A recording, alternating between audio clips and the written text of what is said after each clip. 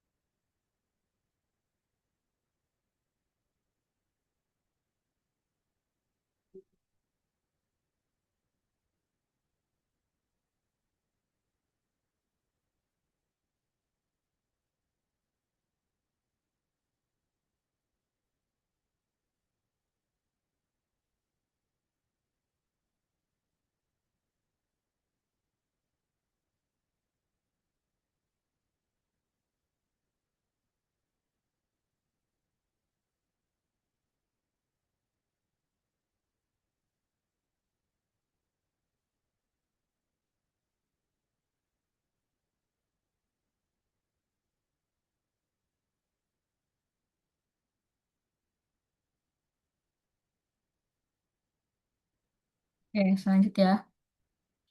Nah, terakhir itu ada tentang pengecoh pada tes pilihan ganda. Nah, jadi eh, apa namanya? Kalau pada pilihan ganda kan misalnya terdiri atas 5 option nih, ada A, B, C, D, E.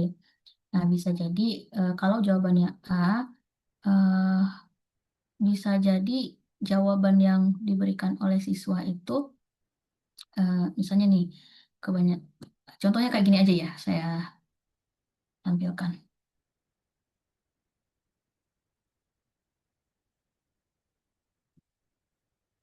Bisa jadi persentase yang menjawab A itu untuk yang pengecoh yang E nih misalnya, itu kecil sekali. Misalnya jawaban yang mana tadi? Pengecohnya yang ini ya, untuk soal nomor satu. Nah, ini untuk soal nomor satu, misalnya ini kan jawabannya A ya, jawabannya A. Nah, pengecoh E ini dipilih oleh 2 orang. Kalau berdasarkan rumus yang ada di sini, ini banyaknya siswa yang memilih pengecoh tertentu, dua dibagi dengan N, banyaknya siswa. Nah, banyaknya siswa di sini ada 50 nih, 50 orang. Dikali dengan 100%. Nah, jadi persentasenya itu sangat kecil sekali. Nah, ketika persentasenya sangat kecil, kita bisa menyimpulkan bahwa pengecoh E ini tidak berfungsi karena yang memilihnya itu sangat kecil. Nah, ukuran sangat kecilnya di sini itu adalah eh, kurang dari 5%. Jadi ini 5%-nya itu termasuk persentase yang minimal ya. Lalu eh, bagaimana kita membuat supaya pengecohnya itu bisa berfungsi dengan baik? Berarti kalian sudah belajar belum cara membuat pengecoh yang baik? Contoh sederhananya saja begini nih. Misalnya nih, jawabannya itu mestinya A ya. A itu 5 misalnya. Terus ada yang B jawabannya 500 misalnya ya. Nah itu kan ini termasuk yang baik. Coba nih. Nah, saya ambil ya. 700 gitu. Kemudian ada juga yang buat jawaban C-nya misalnya 1000 gitu. Lalu sebetulnya dari soal itu jawaban yang benar itu adalah 5 ya. Nah, kalau bentuk yang seperti ini, misalnya D-nya ada lagi nih berapa misalnya dari B dan C aja nih. Ini tuh sudah bisa kita lihat bahwa pengecohnya itu kurang baik. Kenapa? Karena jauh sekali nih rentangnya dari jawaban yang A sama yang B ini 5, yang 700. Jangan-jangan soalnya itu menghendaki jawaban yang dalam bentuk satuan, bukan dalam bentuk ratusan ataupun ribuan gitu. Jadi, sebagai guru, kalau mau bikin soal, berarti bikinlah soal yang punya pengecoh yang baik, yang punya fungsi baik gitu. Jadi, eh, kalau misalnya siswanya asal jawab, nah bisa jadi dia memilih sembarangan gitu ya, yang salah kayak gitu. Nah, misal nih, ini 5 misalnya, satu lagi eh, 5,1 misalnya seperti itu. Nah, kalau misalnya jawaban itu menghendaki yang bulat, ya boleh kita jawab aja ada 6 juga di sini gitu optionnya. Jadi jangan terlalu mencolok dari hasil eh, jawaban yang benar atau kunci jawaban yang benar. Misalnya jawaban yang benar ada 5, jangan terlalu jauh kayak gitu. Misalnya nih kalian pada waktu masuk UNJ dulu mungkin pakai tes ya. Nah pada saat tes coba deh lihat eh, apa namanya soal-soal yang berupa pilihan ganda. Nah option-optionnya itu pasti mirip-mirip ya. Nah itulah option pengecoh supaya ketika ada responden responden yang menjawab asal-asalan mereka akan salah gitu. Mereka akan terjebak. Nah itulah tujuannya jawaban pengecoh. Nah, cara melihatnya ya seperti tadi itu, ini rumusnya. Banyak siswa yang memilih pengecoh tertentu dibagi dengan banyak siswa keseluruhan ya, dikali 100%. Nah, ini contohnya untuk nomor satu nih. Kunci jawabannya kan A nih ya. Kunci jawaban yang benar itu A. Dan pengecohnya berarti jawaban yang lainnya, B, C, dan D, dan E.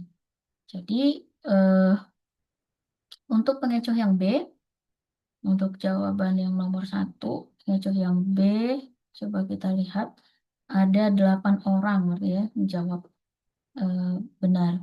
Jadi 8 dibagi dengan jumlah siswa keseluruhan 50 kali 100, ini 16. Nah, jadi dengan ini bisa kita nyatakan bahwa pengecoh yang B itu punya eh, fungsi yang baik gitu, berfungsi sebagai pengecoh yang baik. Karena dipilih oleh lebih dari 50%, 5% peserta tes. Tuh.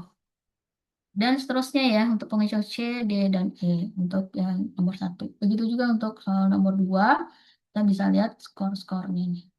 Nah, ini masih kita bagi ya antara kelompok atas sama kelompok bawah.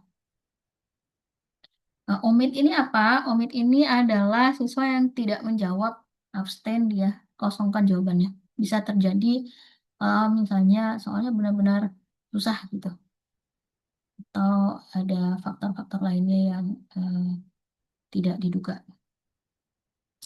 Begitu. Jadi mungkin kalian pernah kali ya eh, menjawab pada apa namanya pada saat tes masuk UNJ ataupun tes yang lainnya, ketika waktu sudah hampir habis nih waktunya, kalian pasti lihat eh, jawaban yang kira-kira mirip ya. Misalnya ada dua yang mirip. Nah, kira-kira salah satunya itu jawabannya bisa. Misalnya 5,1, lalu ada 5,2, yang lainnya 7, 8, 9 misalnya.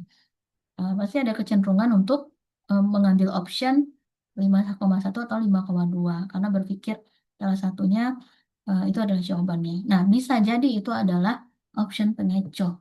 Itu tidak selalu benar yang seperti itu. Nah, itu tujuannya untuk membuat option pengecoh supaya ini terkecoh orang-orang yang tidak membaca soal dengan benar. Oke, sampai di sini ada yang mau ditanyakan tidak? Ini sudah eh, habis slide-nya. Ada pertanyaan? Tidak ada? Halo, masih ada di sini semuanya? Dari saya tidak ada, Ibu. Oke, saya anggap sudah mewakili yang lain ya, Dita. Nah, di minggu kemarin saya sudah meminta kalian untuk membuat instrumen tes ya. Instrumen tes ada di slide yang saya bagikan kemarin. Sudah saya bagikan ya? Atau belum? Ingat saya sudah. Nah, jadi dari soal yang sudah dibuat itu, saya ingin kalian mengimplementasikan instrumen tersebut terhadap 20 siswa. Tapi masalahnya sekarang adalah ini sedang libur ya. Sudah pada tidak sekolah lagi kan ya? Iya tidak.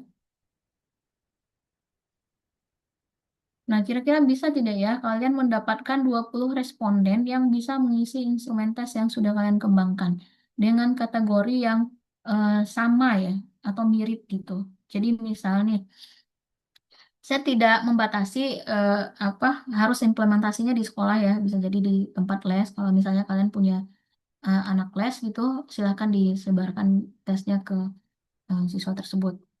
Kalau untuk instrumen tes, kalau untuk yang non tes bisa juga misal nih sertifikasi atau motivasi. Bisa kalian buat instrumen motivasi untuk kalau untuk siswa mahasiswa bisa nggak ya? Ke siswa aja. Jadi terserah juga siswanya mau dipilih. Nah, siswa yang ada di sekolah ataupun siswa yang ada di les ataupun adik kalian, sepupu kalian. Jumlahnya harus 20 dan levelnya harus sama ya. Kategori siswanya eh, sama gitu. Sama maksud saya di sini adalah sama kelasnya, misalnya kelas 7 dan eh, apa lagi ya, sudah mempelajari materi yang eh, ada di instrumen tersebut. Kalau belum nanti akan kacau tuh validitas sama reliabilitasnya. Nah, lalu dari soal yang sudah dibuat itu, yang sudah diimplementasikan, lakukan pengujian validitas butir, kemudian reliabilitas internal, dan seterusnya ya. Nah, ini petunjuk soalnya. Kemudian untuk yang non-tes, oh ini kan untuk yang tes semua nih. Untuk yang non-tes, eh, lakukan pengujian validitas butir dan berdasarkan menggunakan teknik yang sesuai untuk instrumen yang pada data senior. Oke. Untuk yang non-tes cuma ada di ini, di pertanyaan yang keempat saja. Biasanya pemberian tugas oleh dosen sebelumnya itu berkelompok atau individu? Berkelompok Bu kalau PPM. Ada berapa kelompok? Ada 7 kelompok, Bu. 7 kelompok. Oke. Untuk tugas menyusun instrumen tesnya, apakah instrumen tes dan non-tesnya apakah sudah selesai?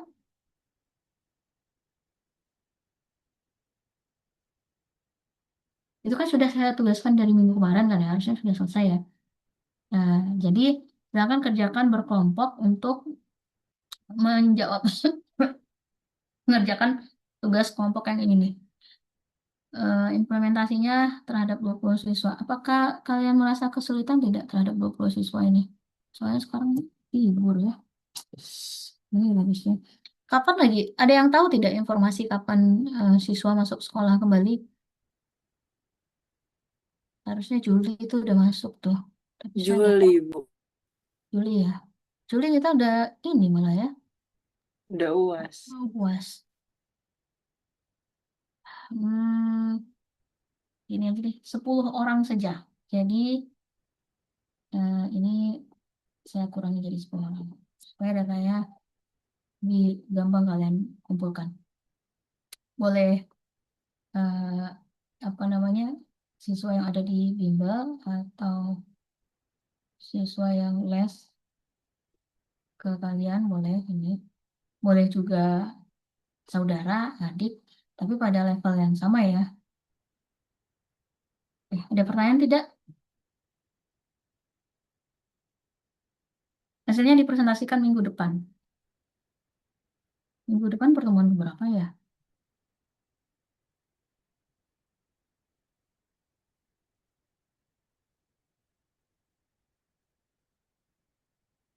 Sebentar, mungkin nggak cukup lagi.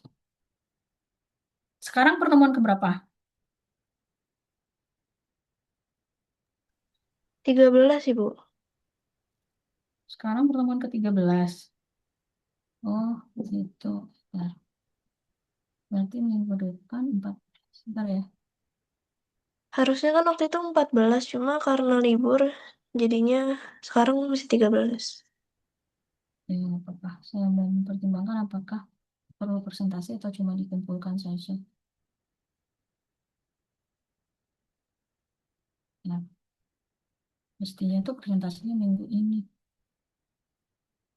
Jadi mata kuliah apa? PPEP ya.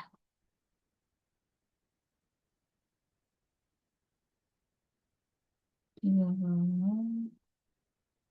kalau tentang penilaian otentik, apakah sudah diberikan sama dosen sebelumnya?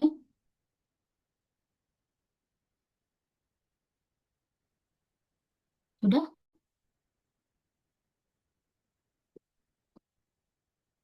Halo? Yang autentik ya Bu. Mhm. Sama Bu siapa? Bu Bu Linda? Linda Bu. Udah belum penilaian otentik?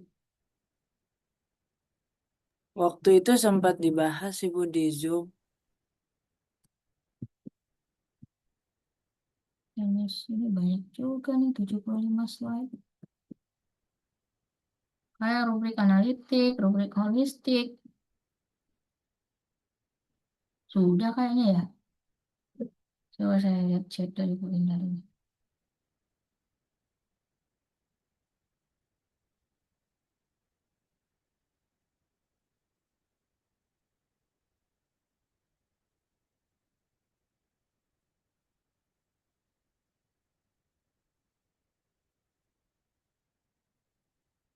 Autentik. Sudah nih. Pertemuan ke-9. Coba dicek deh.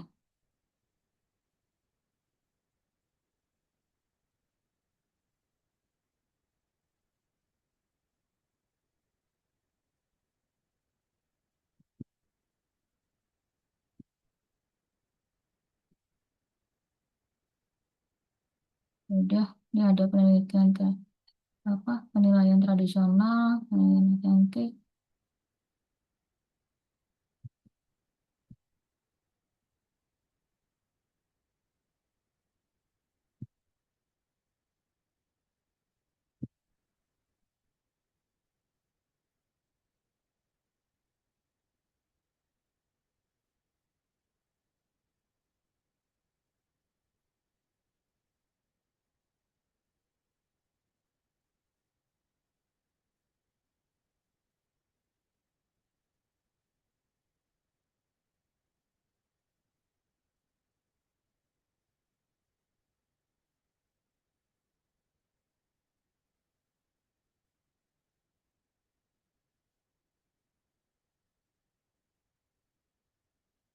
Hmm.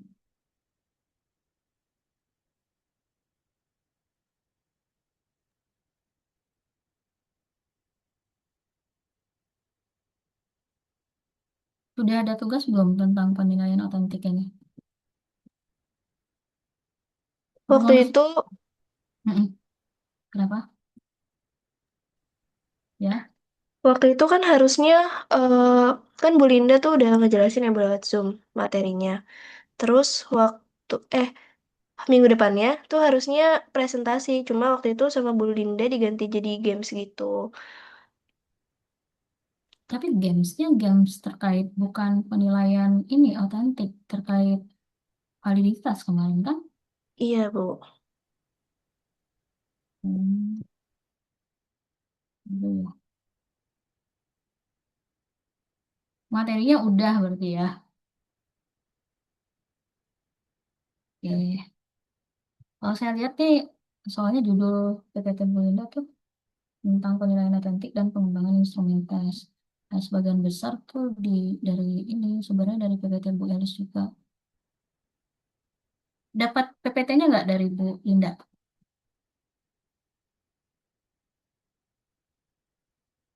Dapat nggak? Beliau kirimi PPT tidak? Enggak, Bu. Ibu Hmm. maaf. Tadi baru saya cek lagi ternyata sekarang kita harusnya pertemuan 12. Hah? Temuan 12? Oh Iya. gitu. Saya tuh mulainya dari pertemuan 10 kan ya. Saya mulai pertemuan berapa? Pertemuan 11 apa 10? Kita baru 2 kali kan? Yang kemarin, yang offline, sama yang sekarang gitu kan? Berarti pertemuan, sebentar saya cek, saya lihat chatnya Bu Indah.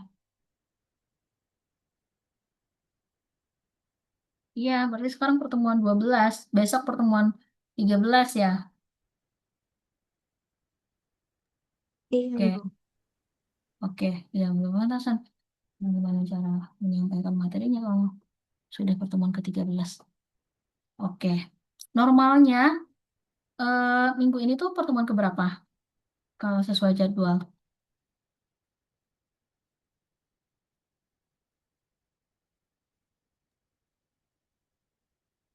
Kalau di matku lain tuh ada yang udah 14, ada yang masih 11, jadi ngacak, Bu. Tapi harusnya sih sekarang 13 ya. Baru libur 13 sekali atau ya. 14. Oke lah. Ini berarti minggu depan kalian mempresentasikan hasil tugas yang itu ya tentang yang saya tugaskan hari ini validitas sama reliabilitas. Oke, implementasinya boleh ke siswa di luar sekolah. 10 orang saja, tadi sudah saya kurangi. Untuk penilaian otentik, saya lihat nih PPT-nya sebagian besar sudah disampaikan oleh Bu Linda.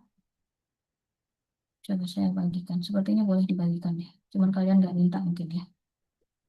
Nih, cuma 9 dari Bu Linda. Saya compare dengan yang Bu Elis dan kira-kira ya sebagian besar sudah disampaikan. Cuman Bu Elis lebih banyak kerja PPT-nya. Jadi saya coba lihat dulu kira-kira bagian mana yang akan saya sampaikan oleh saya di pertemuan setelah minggu depan. Oke, ada yang mau ditanyakan tidak terkait dengan penugasan?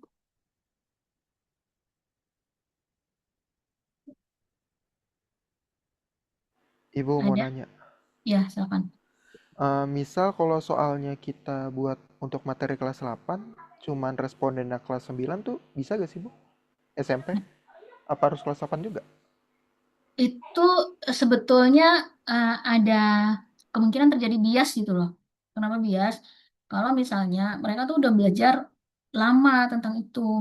Jadi jangan terlalu lama gitu loh, Ilyas. Oke Bu, paham. Jadi kalau misalnya mau kelas 8, pilih materi-materi yang terakhir kelas 7. Oh berarti kalau awal kelas 8 dia sekarang udah akhir kelas 8 masih tidak apa Bu? Iya, nggak apa-apa. Kalau kelas 8 Oke udah, oke. udah ini, udah hampir semua materi sudah kan, Heeh, karena udah libur nih. iya. Oke baik Ibu, terima kasih. Oke, ada lagi yang mau ditanyakan?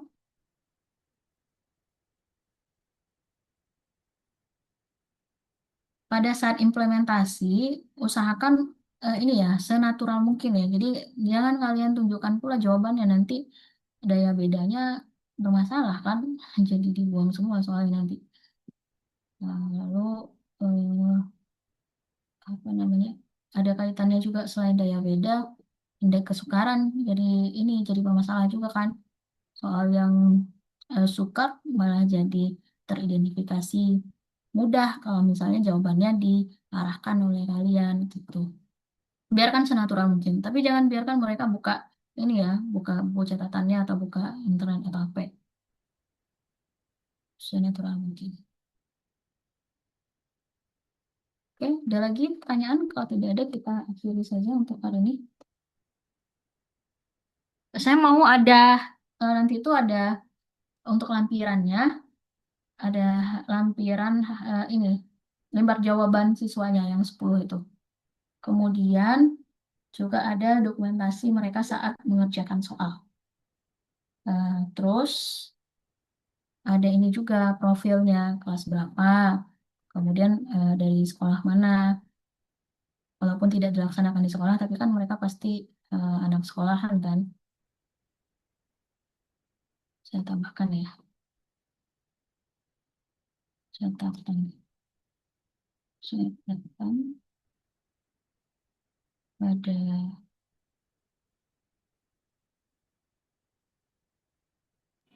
Ibu mau nanya lagi, mastiin.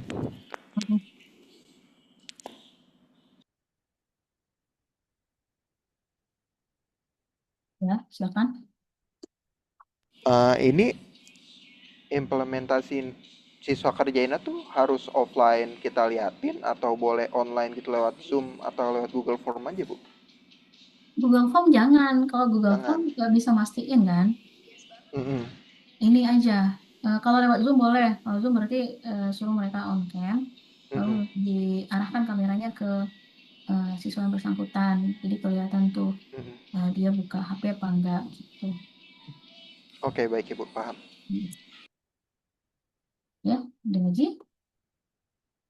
Lampirkan dokumentasi saat pengerjaan, gambar jawaban siswa. Ya, Bu, saya mau nanya, Bu. Ya, silakan.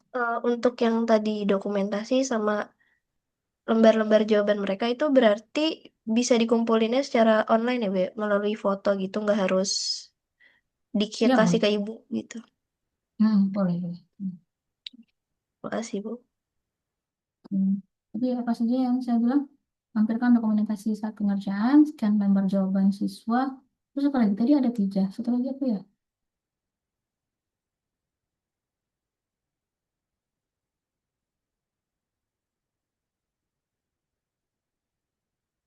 Oh, profil siswa ya. Profil siswa.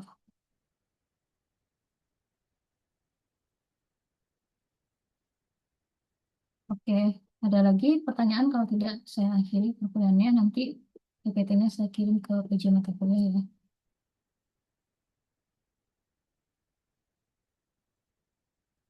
Baik, tidak ada ya. Oke, terima kasih untuk hari ini. bagi yang sudah berpartisipasi. Kita lanjutkan minggu depan ya dengan presentasi hasil implementasi soal tes ataupun non-tes yang sudah kalian rancang. Jadi minggu depan itu karena ada berapa kelompok? 7 kelompok ya. 7 kelompok tadi ya, Syahira. Iya, Ibu.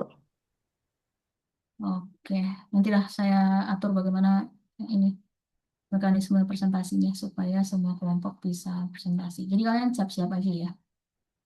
Oke, terima kasih semuanya. Assalamualaikum warahmatullahi wabarakatuh. Selamat siang.